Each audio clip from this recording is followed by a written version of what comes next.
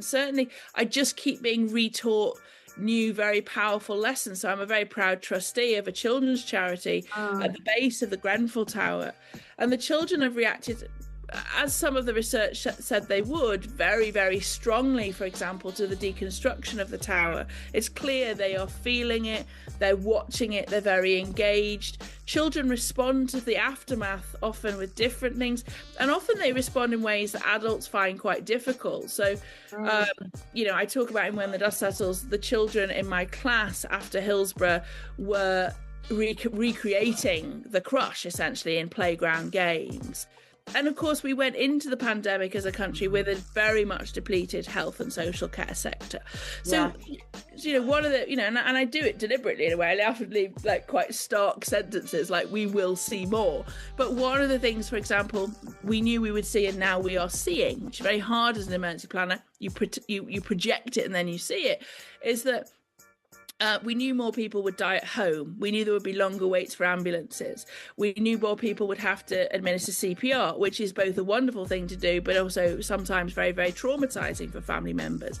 So what I was finding when I was writing Come What May was more people were coming going, I have not lived a life where I've had to interact so much with extremists. Loss of the internet worries me. I think there's different types of emergencies. Emergencies in the summer are sometimes slightly easier to, you've got a longer day. The depths of winter and a power cut is quite a worry. And I think people are very worried about operating without sort of trust in the government and who they can trust. And that's become really evident and interesting, that people are very quick to raise concerns about things, and I'm very here for that. I've been an activist about demanding more from our government since I was 10 years old. To live is such a great privilege. The vast majority of my work, I only ever see interrupted goodbyes. I only ever see sudden unexpected death. I don't see anything other than somebody who did not expect that to happen that day. And so every day that I have is a profound privilege. One of the things I think often with sort of modern mental health pathways, we call it NHS pathways and mental health pathways, is that they're very gentle and they work with you on your trauma, but they don't sort of almost grab you by the lapels and go, I'm so sorry that you've lost the life before. They almost pretend that coming back is possible. And I've never seen that with somebody who's lost somebody so precious. No, I think that's absolutely profound. Hello and welcome to How to Have Extraordinary Relationships podcast. Today, I am really delighted to be with Professor Lucy Easthope. She's the UK's leading authority on recovering from disaster. And I do mean disasters. She's been an advisor for nearly every major disaster for the past 2 decades, including the 2004 tsunami, 9/11, the Salisbury poisonings, Grenfell, the COVID-19 pandemic, and many conflicts around the world. And she challenges others to think differently about what comes next after tragic events and planning for future events. She's also written 2 books, the Sunday Times bestseller, When the Dust Settles, and her latest book, Come What May, which is absolutely brilliant.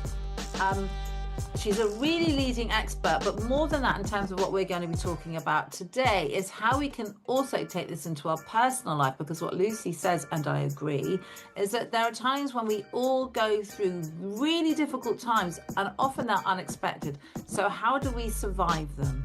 And she's here to give us some help, some guidance, and to tell us about her well. Thank you so much, Lucy, for being here. Thank you for having me. An absolute pleasure.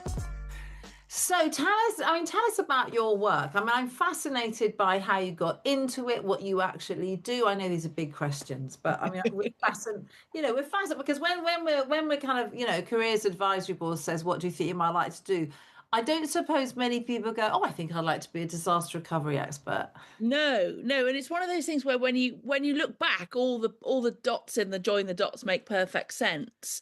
But what my aims and concerns came from was as a very passionate and activated child, which is why you often see me now being very much advocating for children in disaster, because I think as a young child, my community were going through the aftermath of the Hillsborough disaster, the football stadium crash in 1989.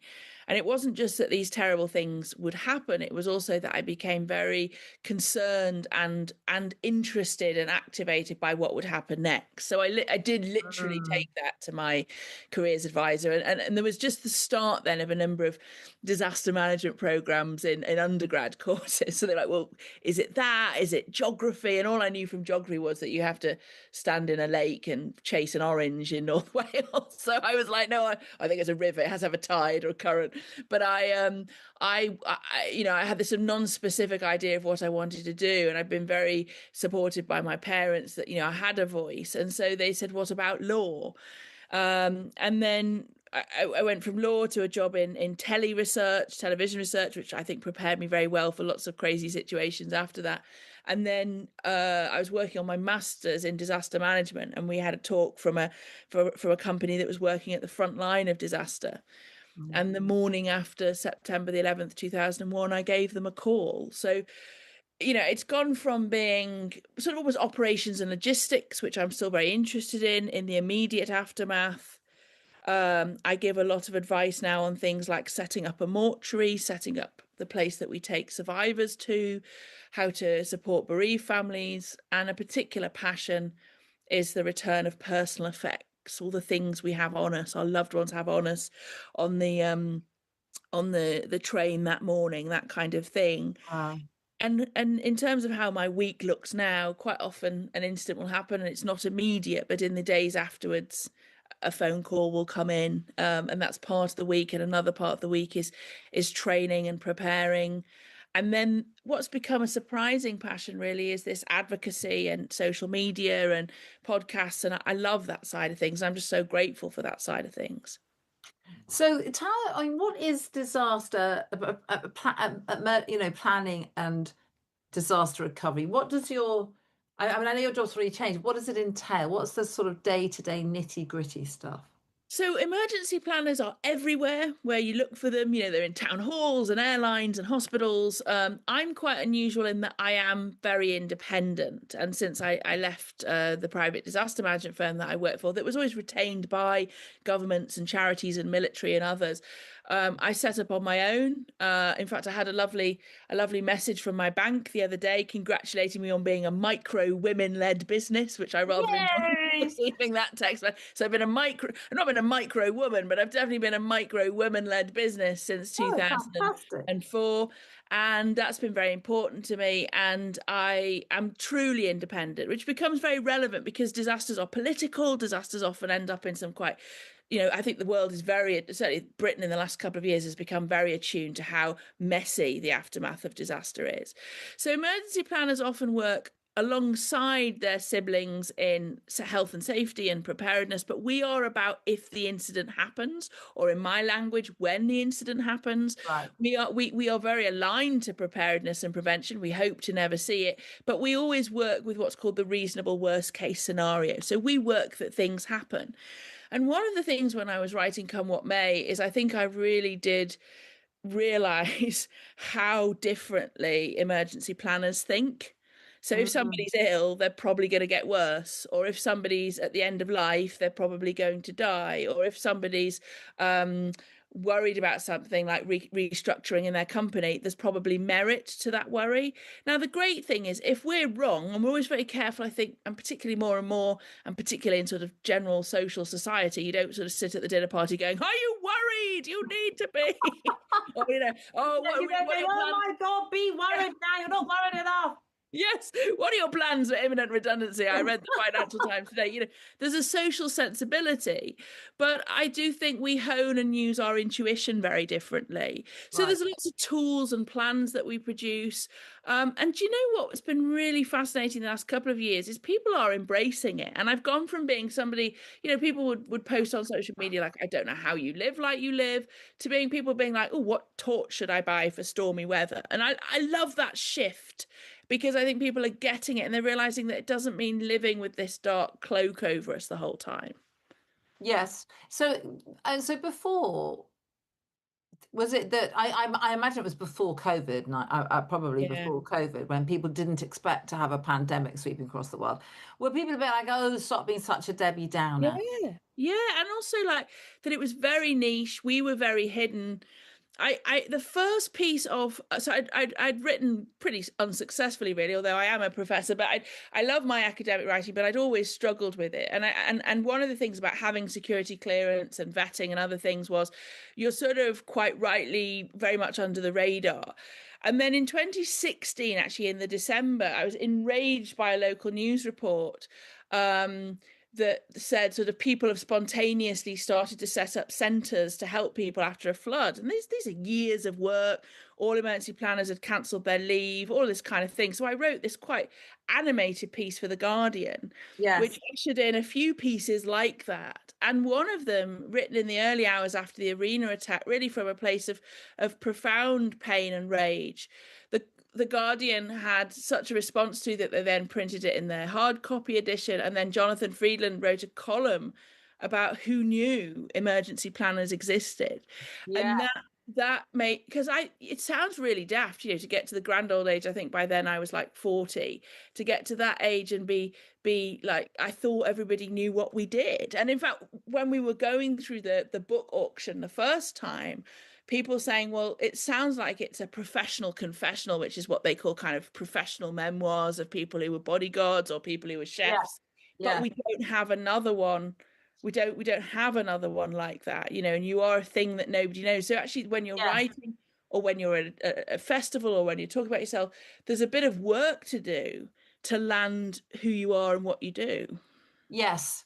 Yes. So I think that's right. So people are not sure. So I talked to the Henley Literary Festival, and you told a very moving story about Grenfell, about the fact, I hope I've got this right, that you were in a meeting. I mean, that what you're saying is that there is a sense that these things will happen. It's not a total shock. No. Will you tell me that you were in a meeting saying, Yeah.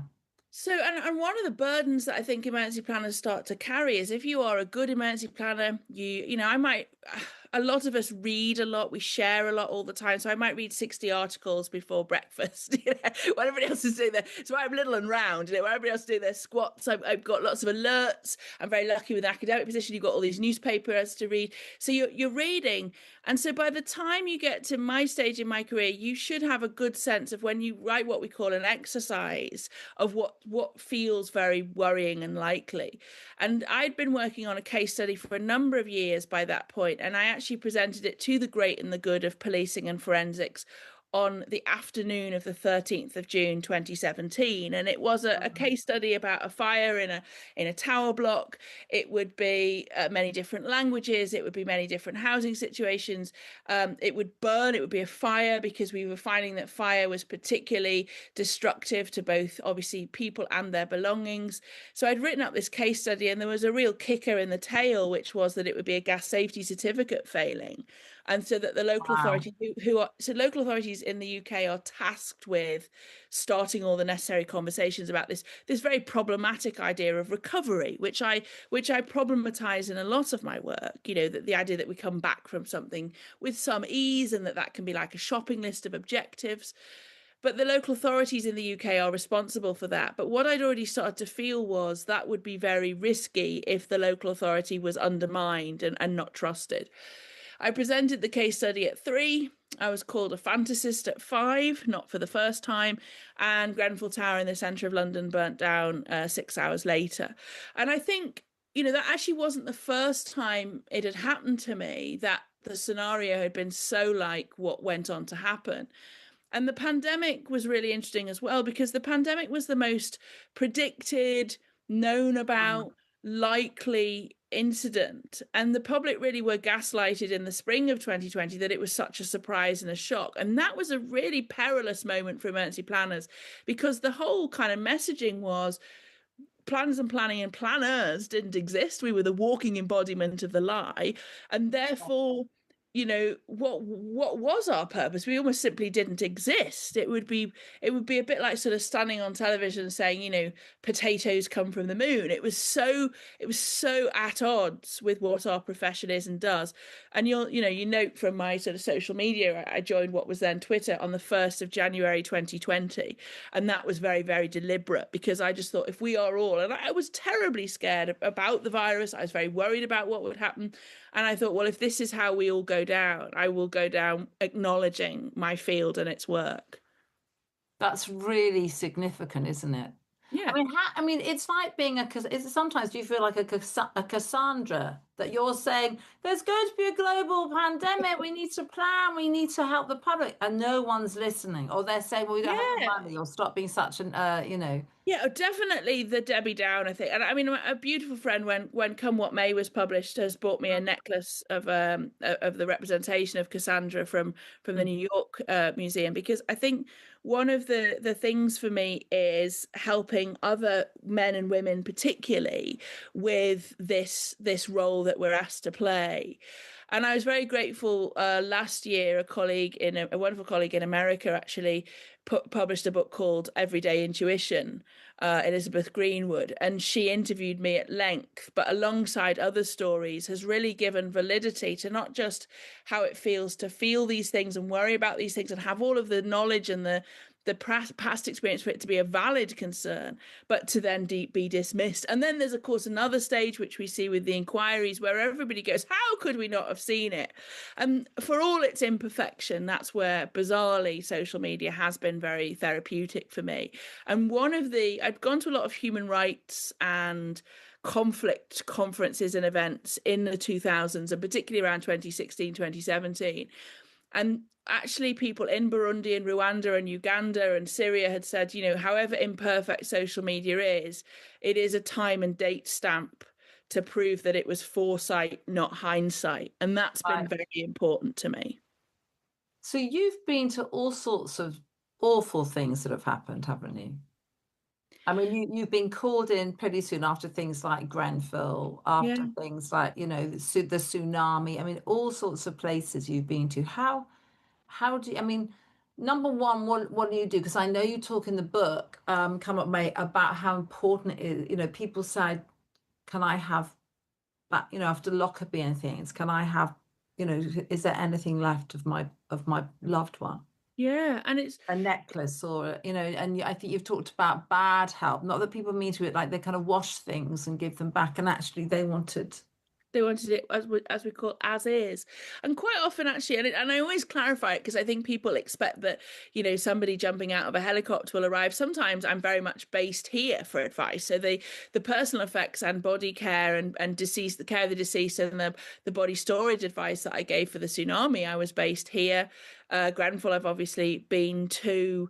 9/11, I was based here. Other times I'll go to the scene, I'll go to the mortuary, and when the dust settles kind of opens with me fighting my way in.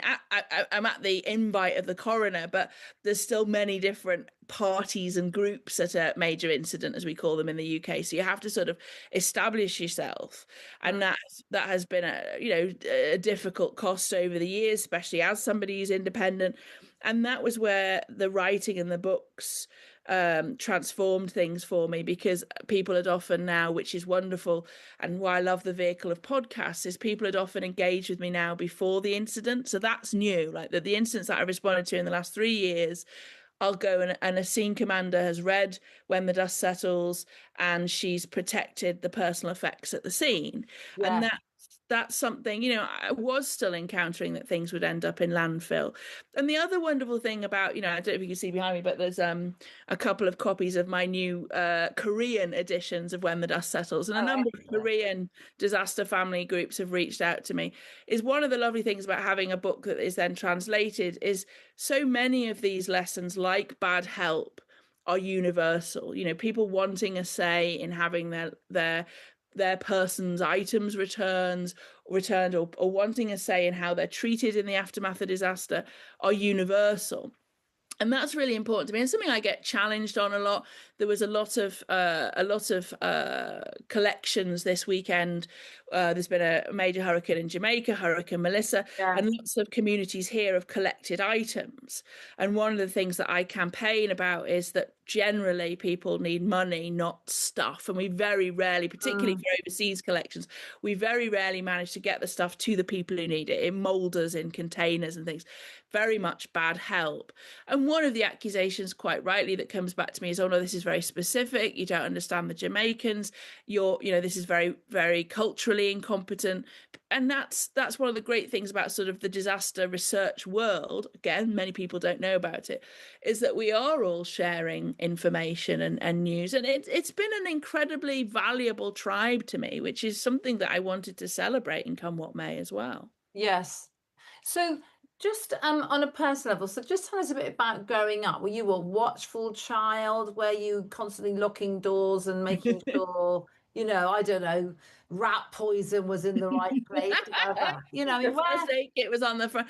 I mean, Yeah. I don't know that would have. I'm not sure that would have been tolerated terribly well in 1980s Birkenhead for a start. And also, it's a very important question because so many people do reach out to me on things like direct messages about their own children and young people now, and there's lots of things being labeled as anxiety, when I think often in my own experience we were right to be angry and interested and energized. And several of my school peers who were with me in the aftermath of the Hillsborough disaster, I wasn't at the disaster, but several of my classmates were, but also people that sort of traveled through education with me, that one of the things that's very interesting is several of them have gone into similar careers.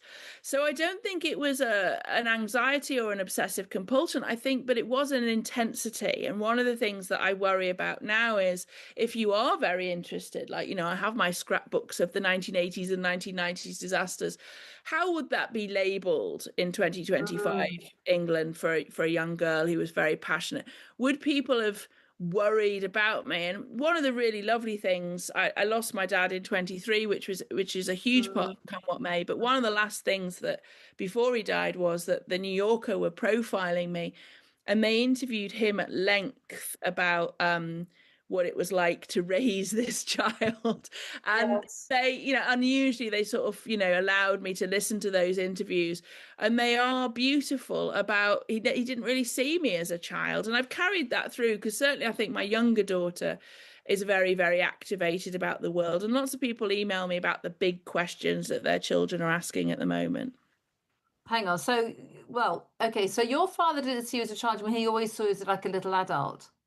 Well, I think he saw the questions as deserving of a full answer. So, one of the things I often say with my research now is that, children aren't little adults or future adults. Right now, in that moment, is a person affected and engaging with the disaster differently. And certainly, I just keep being retaught new, very powerful lessons. So, I'm a very proud trustee of a children's charity at the base of the Grenfell Tower.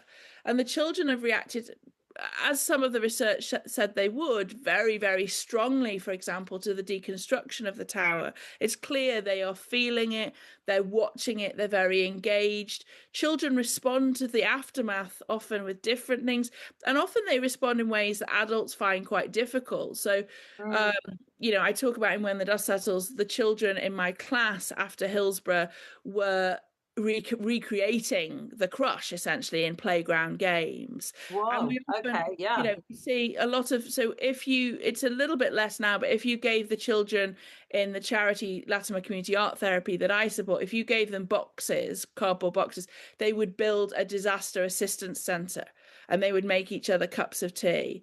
Wow. They will build and draw the tower continuously. Now, you won't find many adults that are doing that. So one of the things that I'm very passionate about is understanding that children have different needs in disaster. And that can be very hard to convey to ministers in government. And it's a bit like the bad help point. We are going to see more big and small crises at home and in our lives and in the world. And one of the things that I want people to think about is the types of help that they both give and they need themselves.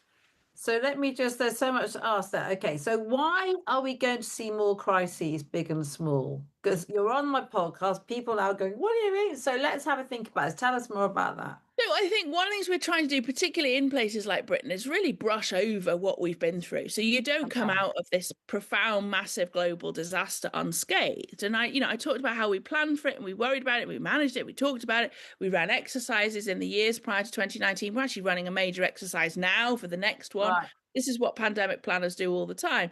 And one of the things that we're trying to pretend isn't happening is the pandemic doesn't sweep in and then leave as if as a wraith, it leaves nothing Yes, behind. it comes in and then it goes Yeah. bye-bye. It doesn't do that. Okay. What was that mystery thing for 3 years? So it leaves a tail that we're refusing to acknowledge. And that's things Right. like long-term illness. And of course, we went into the pandemic as a country with a very much depleted health and social care sector. Yeah. So one of the, and I do it deliberately in a way. I often leave like quite stark sentences like we will see more.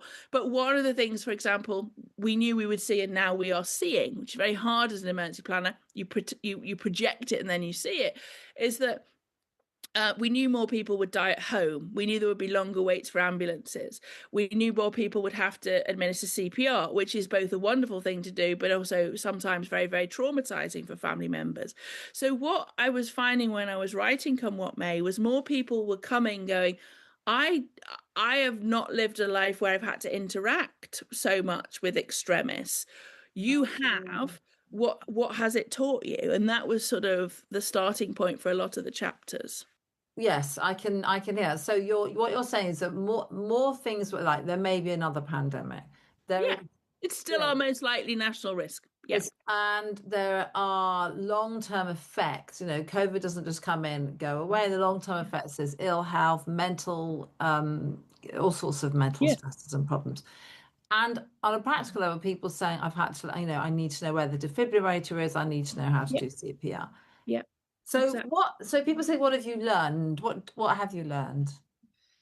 So one of the things I hope that people getting to know me, and obviously things like interviews and podcasts are really helpful with that, is that a lot of the learning that I've been gifted, if you like, I'm constantly schooled, I'm constantly taught. I'm working on a few things at the moment, and I'll pivot again with. I mean, I won't. Very rarely you kind of fundamentally your view has changed, but you add it to your schooling, and it's with Hurricane Melissa last weekend, people were saying, cash not stuff doesn't apply in this situation. So you're constantly reviewing your own kind of ethical and operating framework.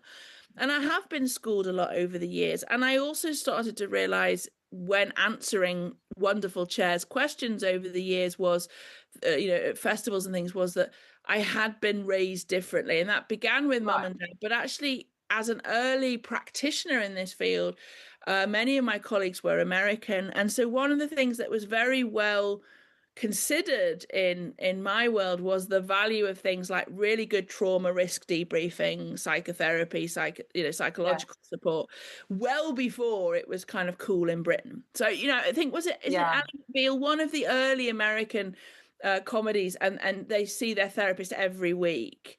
And I remember sort of people going, what do people talk about if they see their therapist every week? So the idea of therapeutic packaging and parceling and thinking about things as maintenance of yourself. And I took that from some colleagues who also were very, very bleak up front.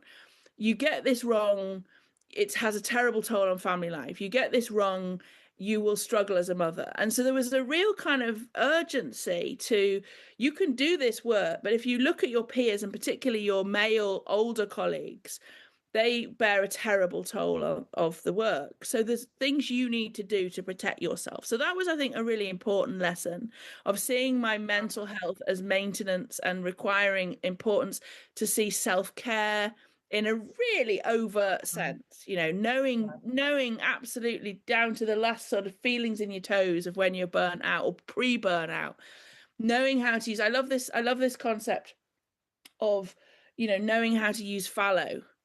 Because what would happen was, and I did it the other day, I was with a team and we were training, and the training finished an hour early, and they all went, right, what should we do for the next 2 hours? I said, you go home.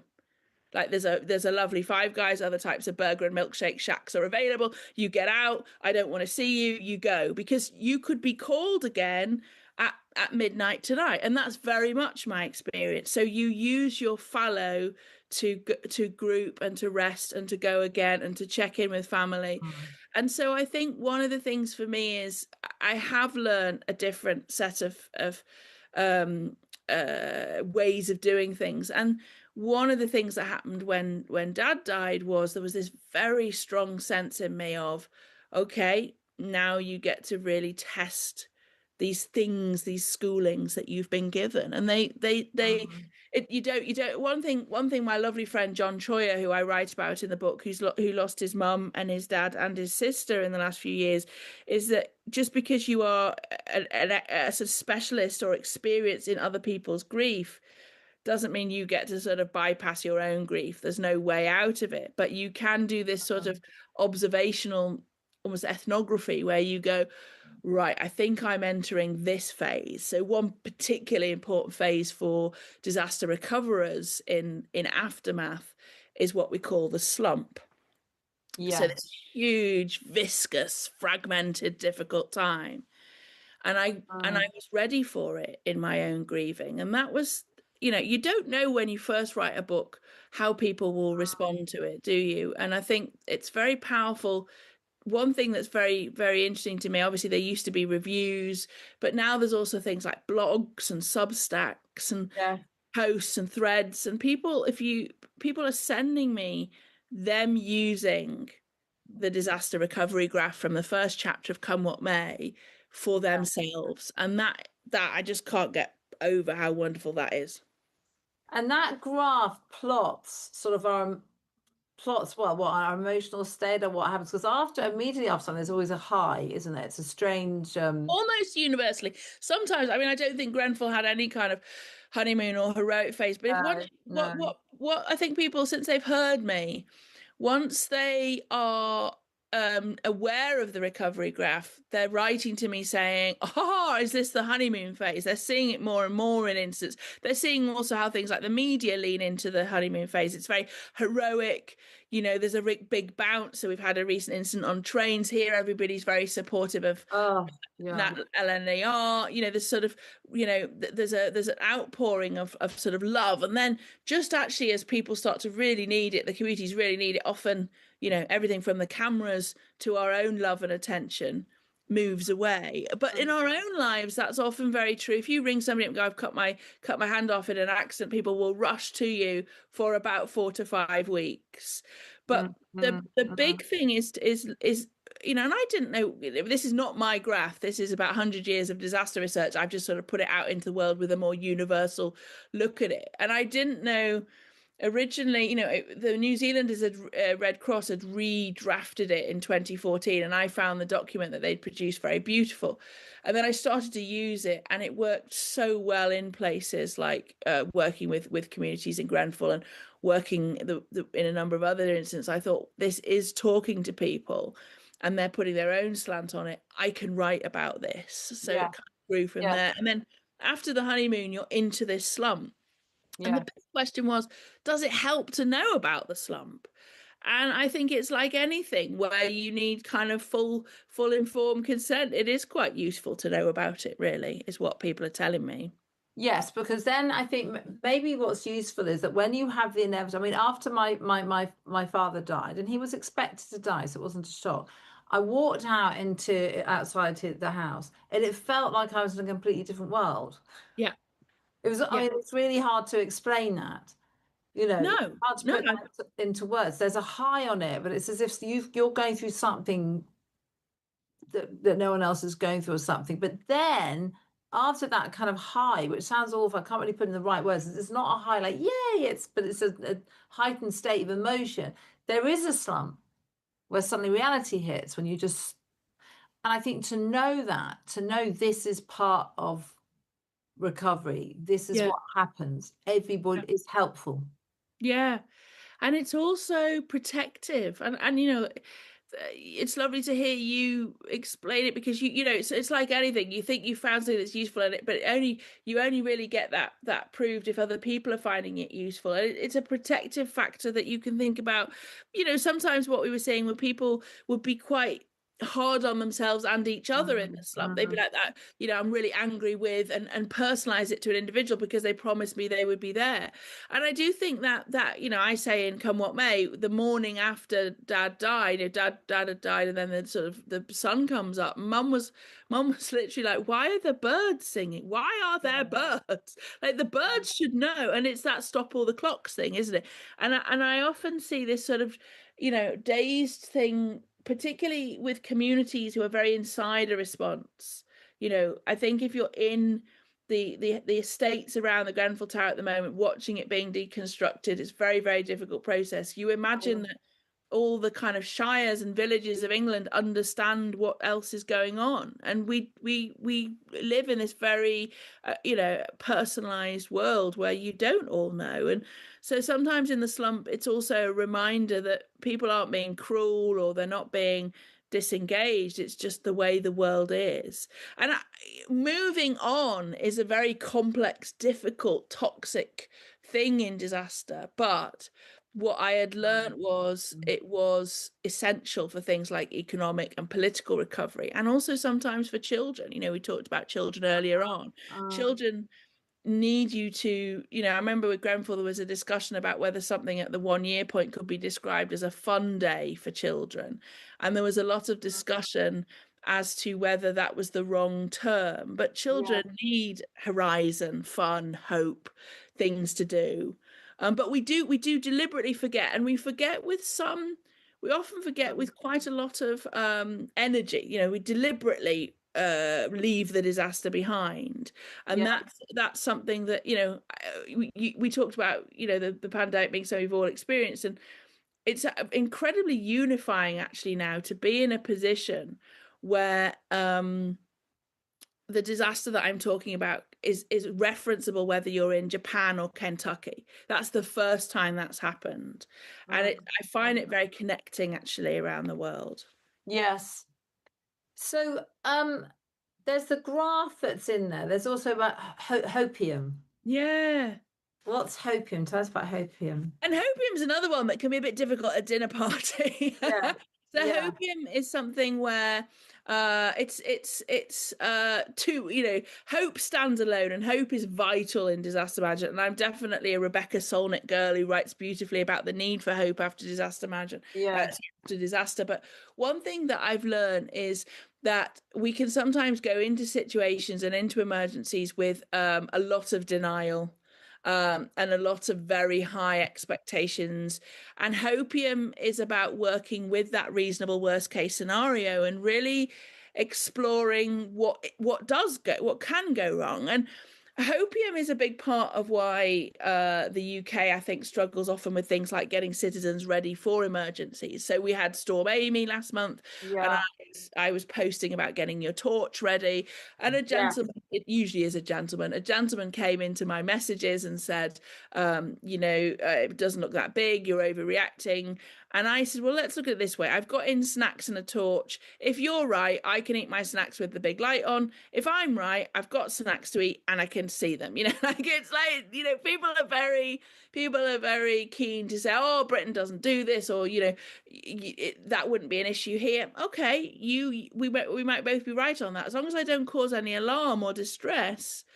And I think the other thing that the pandemic taught me was people didn't really understand the gratitude that they owe to their planners, who do often make the difference between hope and hopium. They keep you safe even if there are things that you don't even know that's happening.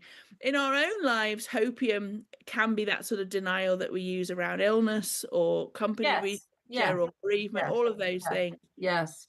Yeah, I mean, anyway, I won't go there now, but there's a lot of people who still say that the pandemic didn't exist and it was made up by, government. I mean, we won't go there now, but you're having to deal with that. But so I think we were talking about at some point, what are scenarios that we might need some help with coping with? And one we talked about at the Henley Literary Festival was, what if the power goes down? Yeah. And actually, I think a lot of people assume that we work with scenarios that are very specific all the time. And, I always say we can cope with pretty much anything from zombies and aliens to volcanoes, is that we don't not so hung up on the scenario where we Right. look at a set of common consequences. And with a lot of things at the moment, from bad weather, hostile attack, cyber attack, overload on the grid, all kinds of Yes. madness, Yes. some sort of loss of power flows as a common consequence from multiple types of scenarios. So it's really worth thinking about. I would be without power for between 3 and 72 hours and working Yes. that through. And I always say, stealing from several religions, light makes a big difference. So let there be light. You really want to be thinking about torches, charged storm lamps, and that's the first thing. So we had a very brief power cut. It was actually almost disappointingly brief the other night here, and we all reached for our storm lamp, and suddenly things Right. feel a little bit more manageable. So you start with your storm lamp and you're working through. Another good thing, you take your storm lamp, you can see a little bit, is your what you might call your prepper's drawer. It's got some snacks in. Yes. I'm a big fan of things like a power bank so that you can charge your phones. Sometimes phones will go out anyway, but power banks are handy for other kinds of emergencies as well. And often with power, we also see problems with drinking water. So I have Ah. I'm trying to think about my stocks at the moment. I have about 30 litres of drinking water at home at the moment. And then I Okay, have that's my yes, that makes sense. So you've got a the other thing you said is always keep your mobile phone charged. It's yeah. amazing how many people don't do that. No, and I mean, I forgot to plug it in the other day. I left it by the bath. And so but I always have my my phone charger with me. So there's both an at home point and then an out of home point, and that is just having a few more things in your tote bag or whatever you take, just having a few more things that you might need. And definitely a phone charger is handy. Things like a snack, if you take medicine in the evening and you'd normally be home for it, having a couple of doses of that in your bag.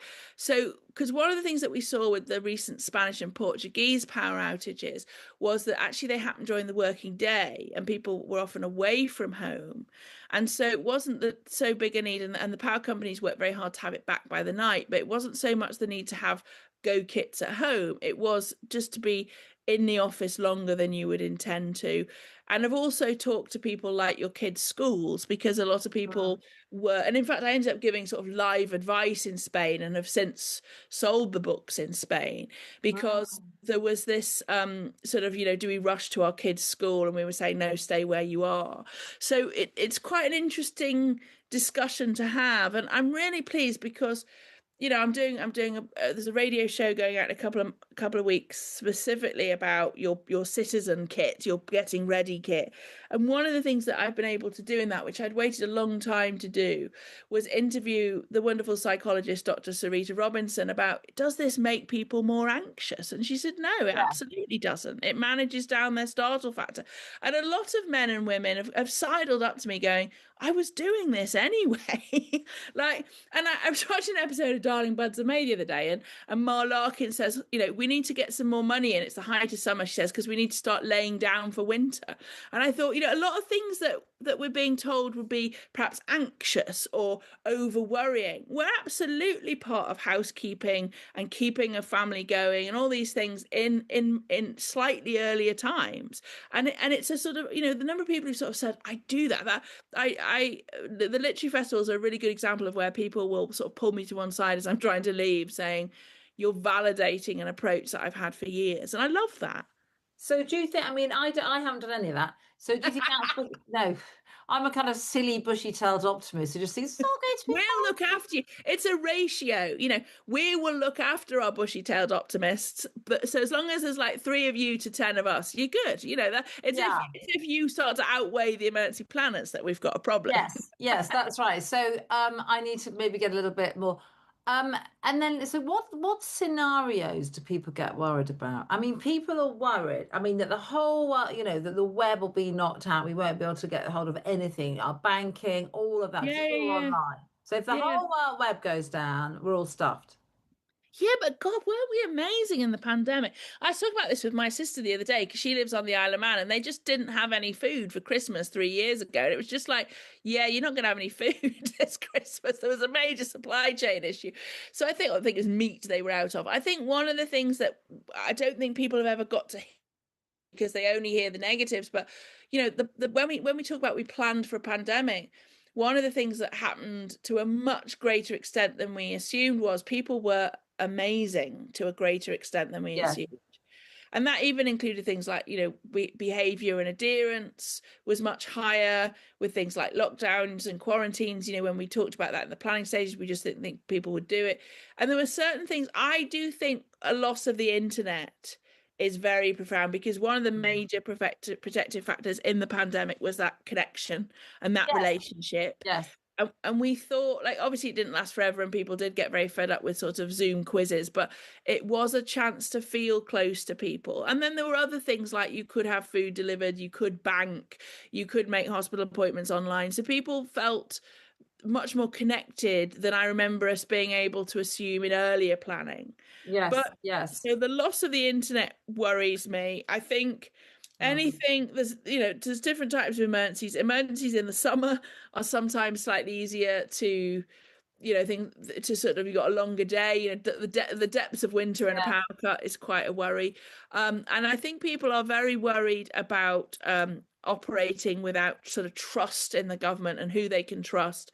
And that's become really evident and interesting, that people are very quick to raise concerns about things, and I'm very here for that. I've been an activist about demanding more from our government since I was 10 years old, so I'm very, very here for people to ask questions, and I will be robustly challenged constantly on social media. But what I always try to do is have an evidence base for what I'm saying, unless I'm tweeting passionately about things like the Kardashians, because one of my coping strategies is lots and lots of reality TV.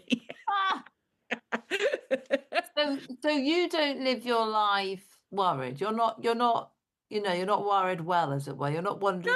No. And I think that, I do think people have sort of tried to sort of really scrutinize that and sort of get close to me in a book signing queue and see where my head's at.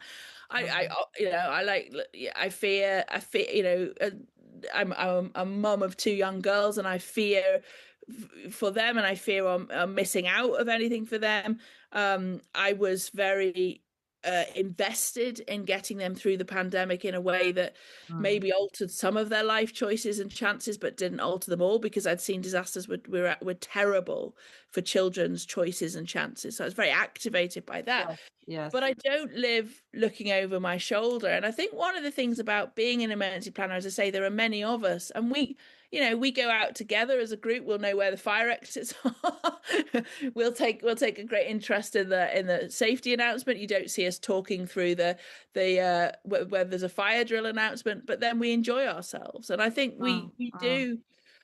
My American colleagues, and I often refer to them as this sort of generic group, but they are so important in my life, my early American colleagues.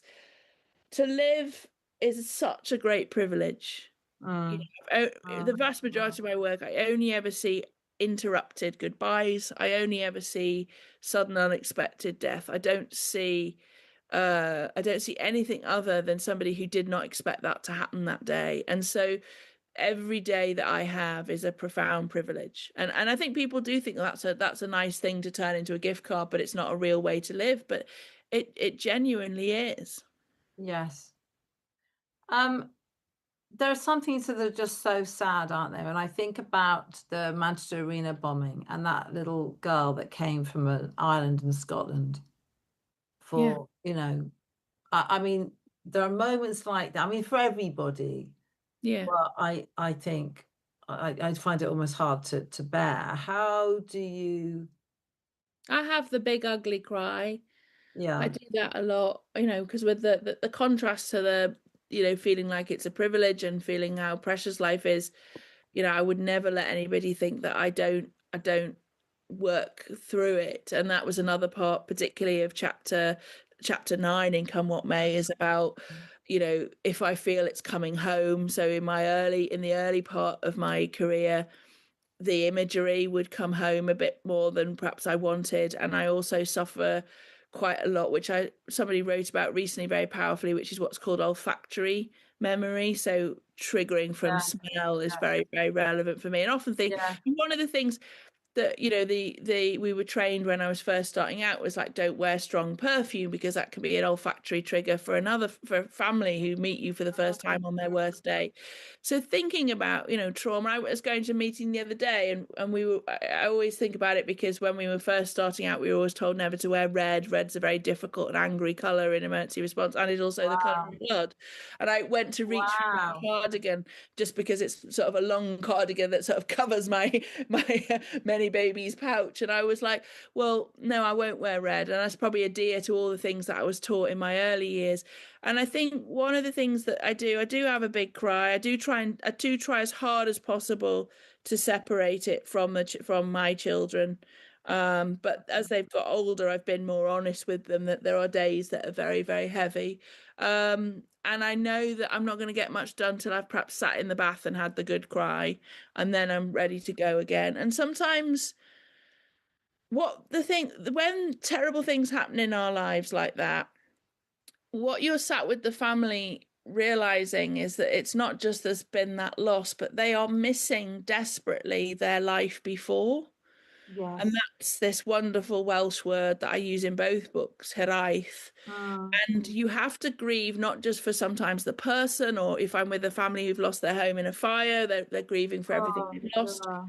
But you've lost the life before. And one of the things I think often with sort of modern mental health pathways, we call it NHS pathways and mental health pathways, is that they're very gentle and they work with you on your trauma, but they don't sort of almost grab you by the lapels and go, I'm so sorry that you've lost the life before. They almost pretend that coming back is possible. And I've never seen that with somebody who's lost somebody so precious. No, I think that's absolutely profound. And I think many people listening to podcasts and out there will have had that in many different ways. I mean, with divorce, with, losing your home. I mean, so many ways where I think people wake up and think, what the hell happened to the life I had before? Whatever it is that before our parents died, even if we haven't been through what would be termed, a national disaster. Yeah. Thank you for saying that, because that was the lofty motivation behind Come What May. Was I think it works at home. That most of all, very, very. I've stolen this wonderful word from the Welsh, and it works. It's the only word. I was there after Grenfell with communities of Abyssinian and Ethiopian and Syrian and Moroccan, and this one Welsh word worked. Hiraeth. Yeah. Very, very. I mean, someone has to hold some hope. Yeah. Yeah, I am very hopeful, because I don't. Life, I think, start quoting song lyrics, but it is a roller coaster. And you do, you can buy what I think we particularly learned, which we sort of knew before, but it's become really clear, is that bad news sells and it gets you hooked. And we all chimed in for Chris Whitty's numbers and all. So nobody does a Sunday Times front page anymore that's like, yay! Yes, things are great. Things are great. Happiness abounds. Like the 6 o'clock news is sometimes. I mean, you got to stage. I can't let the kids watch the 6 o'clock news, which for me is a staple as an 11-year-old. I loved a bit of news in the evening, because it's just relentless, but also often without any kind of filter. Yeah. So one of the things that I would say is look for the starlights and look for the hope and look for the helpers. Continue to do that. That's not schmaltzy. It's what you need to do to be able to keep going. Yeah, great. Thank you so much. Really helpful. So there's 2 books. Both are available. Yes, please. When the dust settles, Come What May. They're both brilliant, fascinating. There's a lot. I mean, tell us where else people can find you, because you've got so much prolific. to say. You are prolific. Well, you've got a lot to say, and it's very helpful. I mean, being a silly optimist, since I met you, I've been banging on about charge up your phones, have some water, where's the torch? Because I thought, oh my God, maybe I've been fortunate to live in a very peaceful time post the Second World War. I've been fortunate. Yeah, we have. And not everybody has, of course. There's been very high levels of precarity across the country. But it is what we're finding with some of the work that I'm doing at the moment is really it's unlocking something that was there. And then with the Cold War, the nuclear race, it was very much decided that, it's kind of what's the point of this? And now we're kind of back to saying, no, there is a point. And it's quite unifying. But no, I'm glad I've converted, and it's just an honor to always have these chats. If people, I love doing interviews, and I try and put everything I can on my website, which is whatevernext.info, and I am on Instagram as When the Dust Settles Lucy, and I'm on X and Blue Sky as, appropriately for this discussion, Lucy Go Bag. Lucy Go Bag. Well, thank you so much for coming on my podcast. I mean, I'm sure we can do another one on it next year because it's so fascinating. I'd really love to. Yeah, and it's, I think you've got so much to say, and you are a pioneer. Thank you. Thank you very much. What do they call your micro woman pioneer? Micro woman leader. A micro woman leader. How long do you think they spent in a boardroom trying to come up with that? Now, hang on a minute. Small, no, can't say small. Small but mighty. Yeah, I mean, and not in dress size. It popped up as a text and it made my day. There I was. I bet it made you laugh a lot. I'm a micro woman leader. Brilliant. Okay, thank you so much, and much gratitude for coming on. My very great pleasure. Thank you.